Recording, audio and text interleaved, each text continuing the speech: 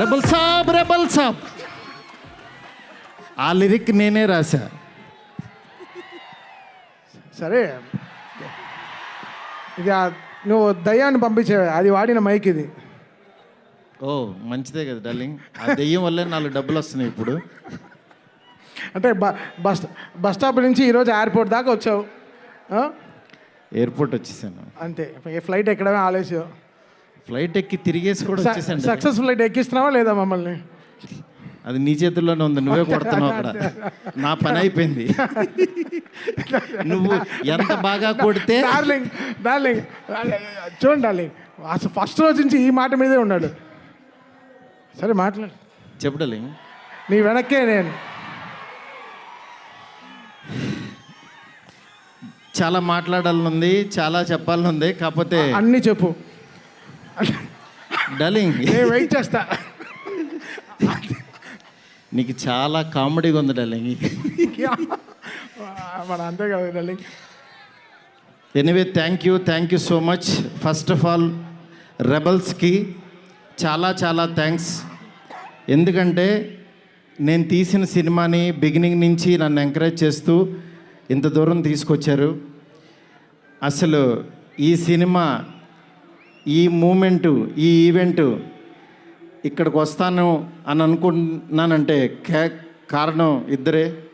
ఒకళ్ళు నా king size కట్అవుటు rebel star, అట్లాగే ఈ సినిమాని మేమెంత ప్రేమించినా సరే వెనకడుగు వేయకుండా మమ్మల్ని నడిపించిన వ్యక్తి విశ్వ సార్. మీకు ఎప్పటికీ రుణపడి ఉంటాను సార్. ఎందుకనంటే ఆయన లైఫ్ పెట్టేశారు ఈ సినిమాకి. పీపుల్స్ మీడియా మొత్తం, పీపుల్స్ మీడియా స్టాఫ్ కానీ, పీపుల్స్ మీడియాలో పనిచేసే ప్రతి ఒక్కళ్ళు కానీ, మనం ఈరోజు ఏదో ఇది నేను చెప్తున్నాను, ఒక సాదా సీదా ఒక ఫంక్షన్ కాదు ఇది. దీని వెనకాల చాలా చాలా కష్టం ఉంది, అంత ఈజీ కాదు. మేము ఒక రెబల్ స్టార్ని తీసుకుని వచ్చి, ప్రభాస్ గారిని తీసుకుని వచ్చి భోజనం పెట్టి పంపించేసే అలాంటి సినిమా తీయలేదు ఇది. ఆయన్ని తెచ్చుకున్నప్పుడు అలాంటి ఆ రేంజ్ ఫుడ్డే పెట్టాలని ఫిక్స్ అయ్యాం. అందుకని మీకు నేను చెప్తున్నాను, థియేటర్కి వచ్చిన వాళ్ళకి మాత్రం 100% ఎంత ఎఫర్ట్ పెట్టామో మీకు కళ్ళకు కనపడుతుంది. నెక్స్ట్ అసలు ఈ జర్నీ ఇక్కడ కొంచెం మాట్లాడాలి. నన్ను మా ఫ్రెండ్స్ అందరూ మాట్లాడమని చెప్తున్నారు.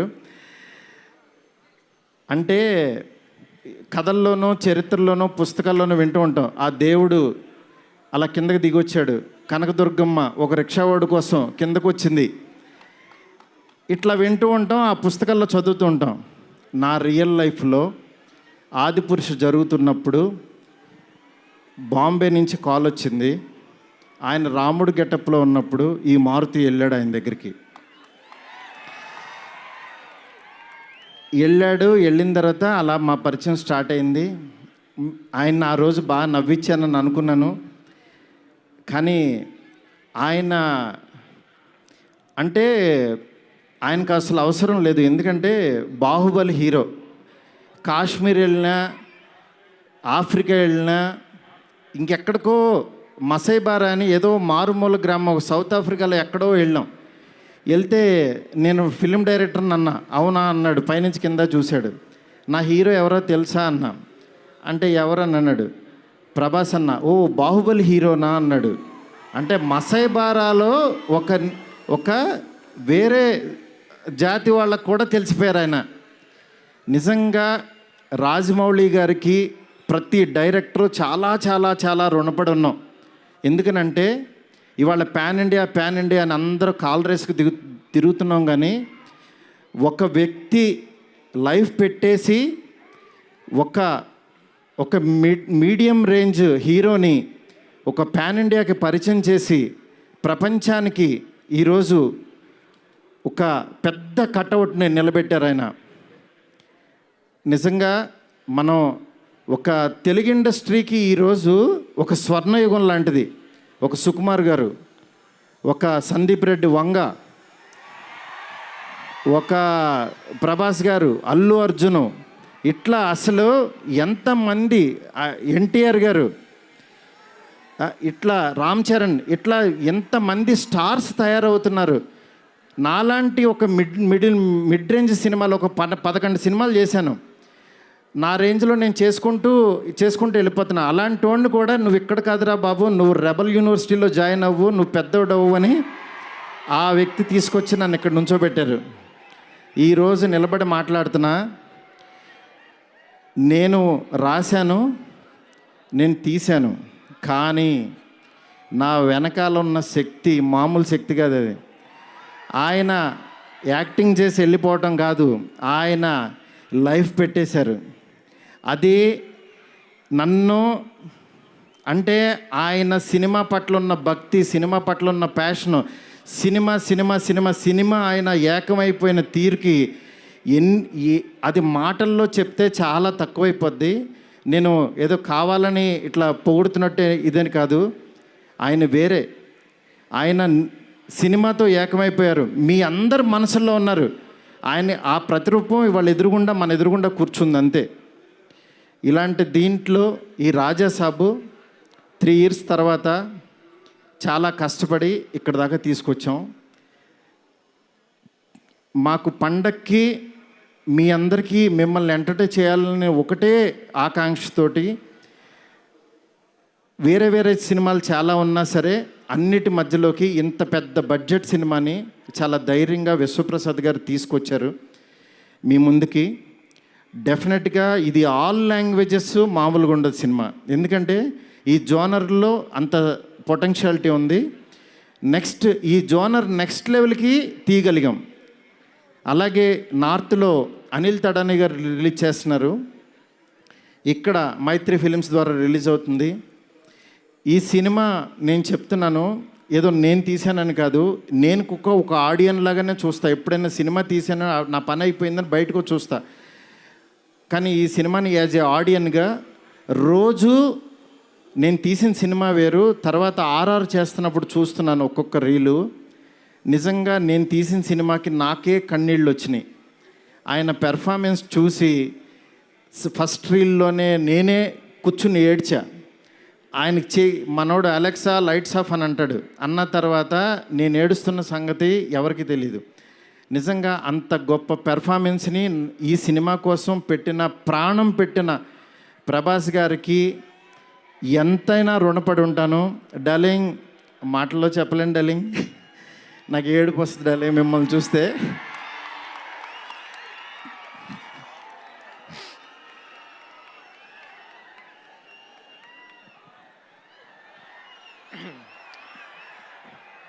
ఏ ఇష్యూనైనా టిష్యూ లాగా చూస్తావు, నువ్వు ఏడుస్తే బాధగా ఉండాలి. ఎస్కేన్, వీ నీడ్ యువర్ పవర్. ఇంకా ఇప్పడానికి ఏం లేదు, షర్ట్ ఇప్పటి యూ డిడ్ సంథింగ్. డార్లింగ్, నేను మీకు తెలీదు, ఎవరన్నా చనిపోయినా ఏడవను.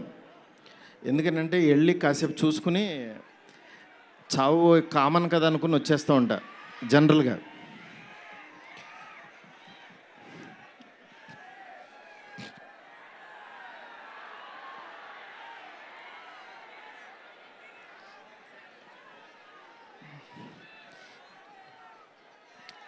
ఓకే, సారీ డార్లింగ్, ఎందుకంటే ఇది ఉండిపోయింది లోపల, ఇదంతా నా stress. Thank you darling, love you darling. ఇంకంతకు మించి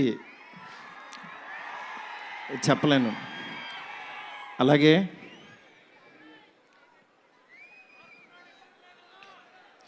ఈ సినిమాకి మాలవిక, నిధి, రిధి ఒక్కళ్ళు కాదు, ప్రభాస్, సీనన్న, నెక్స్ట్ అట్లా ప్రతి ఒక్కళ్ళు చాలా ఎంత ఎఫర్ట్ పెట్టారు. Thank you so much. మీరు ఎదురుగుండా ఉంటే నా వల్ల కాదు.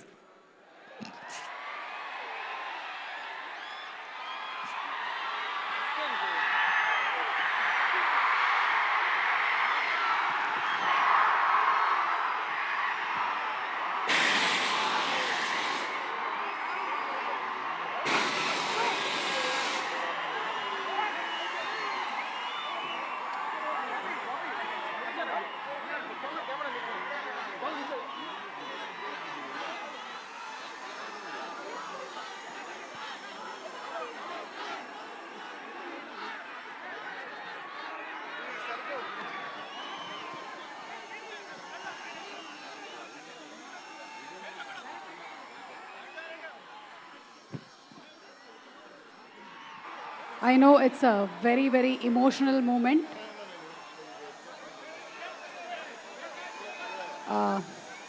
Maruti Garu, almost 3 years of journey, 3 years of friendship, 3 years of love. Thank 3 సంవత్సరాలు కష్టం బయటకు వచ్చింది.